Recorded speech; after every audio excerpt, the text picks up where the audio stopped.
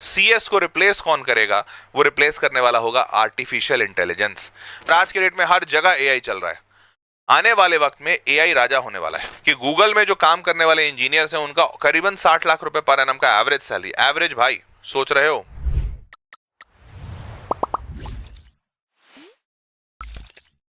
भाई नमस्कार, आदाब, सत श्री अकाल और खुशामदीद। Very very good evening to all of people. This is your master teacher Harsh Priyam, जो कि आपके सामने है लाइव और बात करने जा रहे हैं 9 ऐसे बेस्ट इंजीनियरिंग ब्रांचेस के बारे में जिन ब्रांचेस के बारे में तुम जानना चाहते हो। देखो, जेडब्ल्यू एग्जामिनेशन हो चुका है।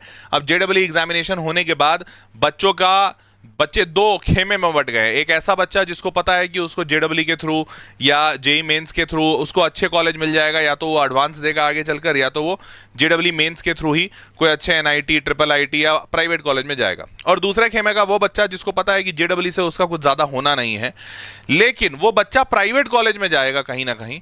और अगर वो प्राइवेट कॉलेज में जा रहा है तो प्राइवेट कॉलेज में भी ये बात की जानकारी बहुत आवश्यक हो जाती है कि आप आगे चलकर कौन सा ब्रांच लेंगे। क्योंकि अगर ब्रांच नहीं पता होगा तुमको तो जाहिर सी बात है कि फिर तुम अच्छा प्राइवेट कॉलेज खोजो या अच्छा सरकारी खोजो, चाहे जो करो, अगर ब्रांच ही नहीं पता होगा तो कॉलेज थोड़ी बताता है कि बेटा तुम्हारे हिसाब से ये वाला ब्रांच अच्छा होगा। ये तो तुमको खुद से एजुकेट होकर जाना पड़ेगा कि भैया ये वाला ब्रांच मेरे हिसाब से अच्छा होगा और मेरे को इस ब्रांच में जाना चाहिए। तो आज का ये वीडियो इसी बात पे है डिपेंडेंट कि भाई तुमको कौन सा ब्रांच लेना चाहिए। चलो शुरू करते हैं इस वीडियो को। और अगर अभी तक चैनल नहीं सब्सक्राइब किया तो कर दो भाई, क्योंकि ये चैनल पे आपके काम का बहुत सारा कंटेंट मिलेगा। देखो, ये उसी का एक नमूना है। तुम्हें ये चीज चाहिए थी और मैंने इस पे वीडियो बना दिया। चलिए शुरू करते हैं। 9 एआई और एमएल, आर्टिफिशियल इंटेलिजेंस और मशीन लर्निंग। अब देखो, इस ब्रांच को मैंने नंबर 1 पे क्यों रखा है पता है? जबकि ये बात फैक्ट है और सिद्ध है पूरे मार्केट में कि कंप्यूटर साइंस से बेहतर कोई ब्रांच नहीं, क्योंकि सबसे हाईएस्ट पैकेजेस कंप्यूटर साइंस में लगते हैं। पर फिर भी मैंने नंबर 1 पे कंप्यूटर साइंस को नहीं रखा है इस लिस्ट में है सीएस, लेकिन नंबर 1 पे नहीं है। क्यों? देखो, ध्यान से समझो, इस एक कॉन्सेप्ट को समझो। देखो, जब कोई चीज बहुत फेमस होती है, जैसे मान लेते हैं इंडिया में गोवा बहुत फेमस है, जानते हो ना सारे लोग। या चलो गोवा का एग्जांपल शायद तुम ना समझो, कोटा फेमस है, मानते हो? इंडिया में जेडब्ल्यू एस्पिरेंट्स के लिए सबके लिए क्या फेमस है? कोटा। तो हुआ क्या कि कोटा फेमस है, कोटा फेमस है, कोटा फेमस है, तो सारे के सारे कोटा भागना शुरू किए। कोटा जाना है, कोटा जाना है, कोटा जाना है, यहां से जेई निकलेगा, जेई निकलेगा। हुआ क्या कि एक शहर में इतने बच्चे आ गए, इतने बच्चे आ गए, इतने बच्चे आ गए, शहर की औकात से बाहर हो गया। फिर क्या होने लगा? शहर की स्थिति बुरी होने लगी, यहाँ के सर्विसेज खराब होने लगे, बच्चों को खाना खराब मिलने लगा, कोचिंग इंडस्ट्रीज में भीड़ बढ़ गई, सारे कोचिंग वाले पैसा लेने लगे, कोई भी रिजल्ट नहीं दिया, उसकी वजह से बच्चे के ऊपर प्रेशर बढ़ने लगा, बच्चों के सुसाइड रेट्स बढ़ गए, सब कुछ बुरा होने लगा। एंड हेंस फाइनली क्या हुआ? कोटा धब करके नीचे गिरा, कोटा धम करके नीचे गिरा। और आज के रेट में 50 से 60% बच्चे कम हो गए हैं कोटा में। ऐसा क्यों हुआ?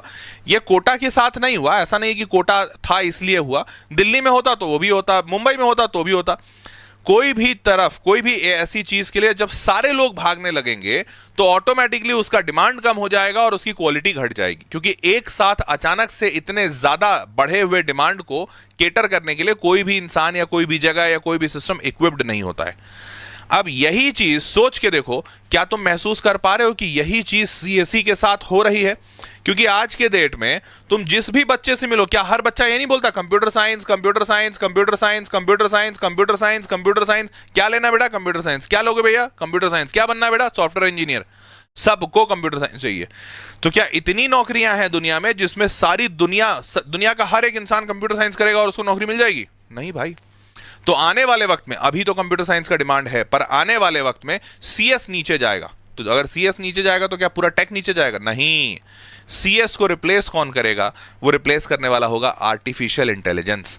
जिस तेजी से चैट जीपीटी की पॉपुलैरिटी बढ़ी है, जिस तेजी से चैट जीपीटी जैसे 10 और 50 चीजें आ गई हैं, जेमिनाई आ गया है, चैट जीपीटी आ गया है, ग्रोक आ गया है, हेजन आ गया है, 11 लैब्स आ गया, फलाना ढमकाना, 50 तरह के एआई आ गए और आज के डेट में हर जगह एआई चल रहा है। आने वाले वक्त में एआई राजा होने वाला है। और जो बच्चा या जो माता पिता इस चीज को जितनी जल्दी समझ लेंगे और अपने बच्चों को उस फील्ड में भेजेंगे, वो बच्चा आने वाले वक्त में उतना ज्यादा बढ़िया परफॉर्म कर रहा होगा। इसीलिए आर्टिफिशियल इंटेलिजेंस और मशीन लर्निंग मैंने आपको बताया है। तो सबसे बेहतरीन ब्रांच ये मेरे को लग रहा है, आज के डेट में सबसे बेस्ट ब्रांच कह सकते हो। और आने वाले वक्त में बेहद भरमार नौकरियां यहां होंगी और भरमार अपॉर्चुनिटीज यहां पे होने वाली है। अब आपको बता दूं कि एआई एमएल में होता क्या है। भाई इंजीनियरिंग का ब्रांच ले रहे हो तो आपको यह भी पता होना चाहिए कि ये ब्रांच में है क्या।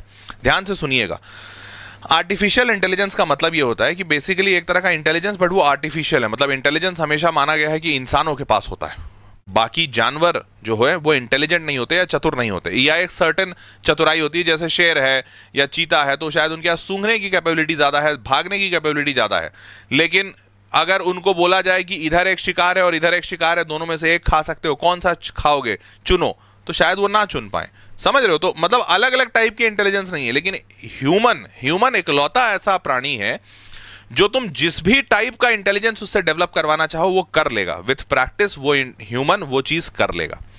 तो इसीलिए इंटेलिजेंस हमेशा ह्यूमन से एसोसिएट किया गया था, लेकिन यहां पर आर्टिफिशियल इंटेलिजेंस है, मतलब कंप्यूटर इस इंटेलिजेंस को निकाल सकता है। कैसे भाई? तो देखो, तरीका बहुत सिंपल है। होता क्या है, आर्टिफिशियल इंटेलिजेंस का मतलब समझाता हूं। होता क्या है, हर इंडस्ट्री में ना, कोई भी इंडस्ट्री जो नई नहीं है, मतलब बहुत पुरानी है, उसमें बहुत सारा डेटा होता है। जैसे एग्जांपल के तौर पे एजुकेशन इंडस्ट्री की सबसे पहले बात करते हैं। तुम जेडब्ल्यू की तैयारी कर रहे हो, तो जेडब्ल्यू की तैयारी जब तुम कर रहे हो तो तुम बहुत सारे डाउट्स आते होंगे तुमको। जब तुम पढ़ाई कर रहे हो तो तुम्हारे को बहुत सारे डाउट्स आए। अब वो जो डाउट्स आए उनका तुमको कहीं से रिप्लाई चाहिए, तो रिप्लाई, या मान लो कोई क्वेश्चन नहीं बन रहा है तो उसका आंसर चाहिए। अब ये आंसर तुम कैसे निकालोगे? तो मान लेते हैं कोई ऐसा सवाल है जो जेडब्ल्यू ने पहली बार दिया है, या फिर तुम्हारे कोचिंग वालों ने पहली बार दिया है, वो किसी किताब में नहीं है, तो तुम इसके लिए मास्टर खोजोगे, सर बता दीजिए इस क्वेश्चन का आंसर। लेकिन एक बात बताओ, वो जो क्वेश्चन है वो नया इसलिए होगा ना कि वो उसमें जो लैंग्वेज है वो पहले तुमने कभी नहीं देखा, उसमें जो नंबर्स हैं वो पहले कभी नहीं देखा।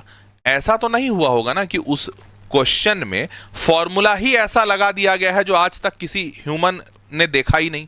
ऐसा तो नहीं हुआ होगा भाई। F = ma है तो वही लगेगा, अगर कोई क्वाड्रेटिक इक्वेशन का फॉर्मूला है तो वही लगेगा। मतलब एग्जिस्ट करता है उसका सॉल्यूशन दुनिया में कहीं, बस खोजने वाला इंसान चाहिए। मैं अगर ये खोजने का काम कंप्यूटर को दे दूं और कंप्यूटर को बोलूं कि देखो बेटा ये वाला सवाल है, क्वेश्चन है, और इसका पूरा सवाल, पूरा जवाब पूरे इंटरनेट पे जाओ, और इंटरनेट पे अलग अलग जगह। माइक चेक चेक, आवाज आ रही है सबको? माइक चेक, आवाज आ रही है? चलो भाई, आवाज आ रही है, चलो बढ़िया। हाँ, तो हम कहाँ थे?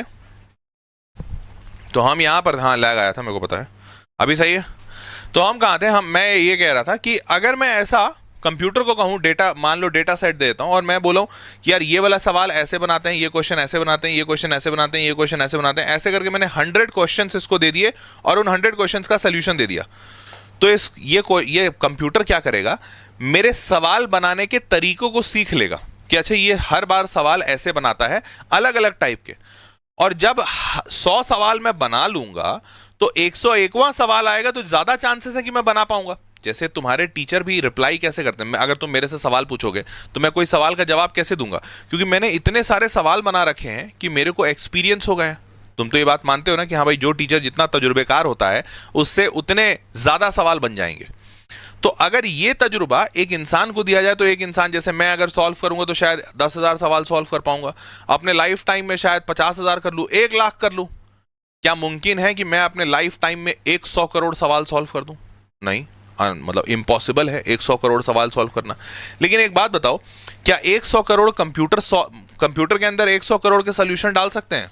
100 करोड़ क्या, तुम कंप्यूटर के अंदर 1000 करोड़ डाल दो, उसका तो बस मेमोरी बढ़ाना है ना, रैम बढ़ाना है, स्टोरेज बढ़ाना है, बढ़ा दोगे। अब सोच के देखो, अगर कंप्यूटर है और पूरे इंटरनेट पे सारे सवालों के जवाब पड़े हुए हैं, तो अगर 100 करोड़ सवालों का जवाब इंटरनेट पे रखा हुआ है और मैं अपने कंप्यूटर को बोलूं कि बेटा ये 100 करोड़ सवालों के जवाब तुम देख लो, सीख लो, और अब मैं जब तुमसे एक और नया सवाल पूछूं जो इन 100 करोड़ में नहीं है, तो इसका आंसर देना इन्हीं सबसे सीख के, तो कंप्यूटर अगर मेरा सीखना जान गया, अगर वो ये समझ गया कि अच्छा सीखते कैसे हैं, तो फिर वो मेरा जवाब दे देगा। और यही चीज है आर्टिफिशियल इंटेलिजेंस। आर्टिफिशियल चीज, आर्टिफिशियल इंसान मतलब कंप्यूटर इंटेलिजेंस लगाता है जब गिवन डेटा सेट से वो कुछ नई चीज सीख लेता है और उसके बाद आपका रिप्लाई देता है, दैट इज कॉल्ड एआई। और आज के डेट में विश्वास मानो, एआई हर जगह है। आप कहीं पे भी कोई भी प्रॉब्लम ले आओ, कोई भी प्रॉब्लम का सलूशन देने में सक्षम है आर्टिफिशियल इंटेलिजेंस। और आर्टिफिशियल इंटेलिजेंस एआई का कोई भी चैटबॉट, कोई भी मशीन, कोई भी सिस्टम बनाने के लिए जो सिस्टम का आवश्यकता पड़ता है उसे कहते हैं मशीन लर्निंग। मशीन लर्निंग मतलब मशीन को आप जब सिखाते हो, तो जैसे मैंने बताया ना, यहां पर कैसे सीखेगा, जितने भी 100 करोड़ सवाल सॉल्व हुए हैं पूरी दुनिया में, वो सारे सवालों का सोल्यूशन ये सीखेगा मेरा सिस्टम। कैसे सीखेगा? उसी को कहते हैं मशीन लर्निंग। मशीन को लर्न कराएगा। और ये कराता कौन है? ये कराता वो इंसान है जो एआई इंजीनियर या एमएल इंजीनियर होता है। मतलब मशीन लर्निंग का जो इंजीनियर होगा या एआई का जो इंजीनियर होगा, वो इंजीनियर ये काम कराएगा। तो अगर इंजीनियर ये काम कराता है, इसी इंजीनियर को हम कहते हैं एआई एमएल इंजीनियर। ठीक है, आर्टिफिशियल इंटेलिजेंस का या मशीन लर्निंग का इंजीनियर। और यहीं पे बहुत सारे जॉब्स अवेलेबल हैं। ठीक है, इनफैक्ट ये सारे जॉब्स हेल्थ केयर में अवेलेबल हैं, फाइनेंस में अवेलेबल हैं, रिटेल में, ई कॉमर्स में, मैन्युफैक्चरिंग, एजुकेशन, ट्रांसपोर्टेशन, एग्रीकल्चर, हर जगह। और विश्वास मानो, ये सारे के सारे फील्ड अभी तक अनएक्सप्लोर्ड हैं। मतलब इनमें ज्यादा एक्सप्लोरेशन नहीं हुआ है। कहां कहां एक्सप्लोर हुआ है एआई, खासकर वो बता देता हूं। एजुकेशन में बहुत एक्सप्लोर हो रहा है एआई, और फाइनेंस में बहुत एक्सप्लोर हो रहा है। हेल्थ केयर में अभी बहुत कम हुआ है, रिटेल में कम हुआ है, मैन्युफैक्चरिंग में तो हुआ ही नहीं है, ट्रांसपोर्टेशन में नहीं हुआ है, एग्रीकल्चर में नहीं हुआ है, कहीं नहीं हुआ है। मतलब मैं आपको बस ये बताने चाह रहा हूं कि इन सारे फील्ड्स में अभी भी एक्सप्लोरेशन बाकी है, अभी भी एक्सप्लोरेशन बाकी है, और बहुत सारा एक्सप्लोरेशन मुमकिन है। तो आप अगर एआई एमएल की तरफ जाते हैं तो there is a very strong chance कि आपका आने वाला फ्यूचर बहुत बढ़िया होने वाला है। तो इसीलिए नंबर 1 पे मैंने एआई एमएल को रखा है। ये वाला ब्रांच अगर आपको किसी भी कॉलेज में मिलता है तो you should go for it. Clear? आगे बढ़ते हैं। दूसरा और क्या, अब इससे जॉब्स क्या क्या मिलेंगे, तो ये तो एआईएमएल जो ब्रांच हो गया, इसमें इन सारे सेक्टर्स में लग सकता है। इसके अलावा और भी बहुत सारे सेक्टर में लगेगा, एविएशन में भी लग सकता है, और 50 तरह की चीजें हैं। अब जॉब्स इसमें क्या क्या मिल सकता है, तो वैसे ही एआई रिसर्च का साइंटिस्ट हो सकता है कि भाई एआई को क्या क्या समझाना है, क्या क्या ट्रेन करना है, ये कोई ना कोई तो इंसान होगा ना जो बताएगा। वैसे ही डेटा साइंटिस्ट हो सकता है जो डेटा लाके उसको देता है और डेटा को पूरा एनालाइज करता है। मशीन लर्निंग का इंजीनियर होगा, रोबोटिक्स का, बिग डेटा में, और ऐसे बहुत सारे, विश्वास मानो बहुत सारे एआई के बहुत अनगिनत रोल अभी निकल रहे हैं। तो एआई और machine learning is going to be the future. Clear? आगे बढ़ते हैं, आगे बढ़ते हैं। यहां पर सैलरी पैकेजेस कैसे होते हैं, तो आप जब स्टार्ट करोगे तो AI engineer, data science engineer ऐसे ही स्टार्ट करोगे, तो उस वक्त सैलरी ज्यादा नहीं होती है, लेकिन कम भी होती है। तो कितनी होती है पता है? जैसे कहां गया डेटा साइंटिस्ट, दिख रहा है data scientist, 12,59,000 average yearly salary offered. Source of the information ये मनी व्यू करके वो कोई वेबसाइट है जहां पर एवरेज पैकेज दिया हुआ था। कंप्यूटर साइंटिस्ट, ये ध्यान रखना साइंटिस्ट वाले रोल्स हैं, मतलब आपको थोड़ा मास्टर्स करना होगा, थोड़ा अच्छे लेवल पे पहुंचना होगा। उसके बाद आपको डेटा साइंटिस्ट में 12,60,000, कंप्यूटर विजन इंजीनियर चलो वो तो अलग है, data engineer 18.5 lakh, algorithm engineer 12 lakh, data analyst 9 lakh, मतलब 8.5 लाख। मतलब आप मिनिमम 8 से 9 लाख पे तो शुरू करोगे मिनिमम, और नहीं तो इस फील्ड का एवरेज पैकेज जब आप 4 साल के बाद निकलोगे, तो जब तक आप निकलोगे तब तक तो इसका एवरेज पैकेज आराम से 15-18 लाख हो चुका होगा, आराम से। इतना पोटेंशियल है इस फील्ड में, समझ रहे हो?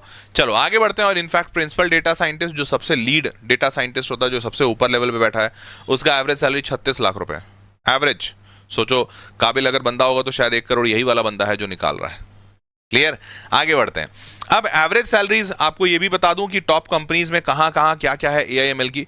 तो गूगल में एवरेज सैलरी जब निकाला गया कि एआई इंजीनियर का या एमएल इंजीनियर का, तो 59.6 लाख पर एनम गूगल दिखा रहा है कि गूगल में जो काम करने वाले इंजीनियर्स हैं उनका करीबन 60 लाख रुपए पर एनम का एवरेज सैलरी। एवरेज भाई, सोच रहे हो मतलब किस लेवल पे खेला जा रहा है। फिर टीसीएस बहुत कम पैसा देता है। टीसीएस जैसी कंपनी जनरली कोशिश मत कीजिएगा ज्वाइन करने का, 7 लाख दे रहा है। इन्फोसिस 11 लाख। टीसीएस इन्फोसिस जनरली बहुत ज्यादा बल्क में बच्चे उठाते हैं।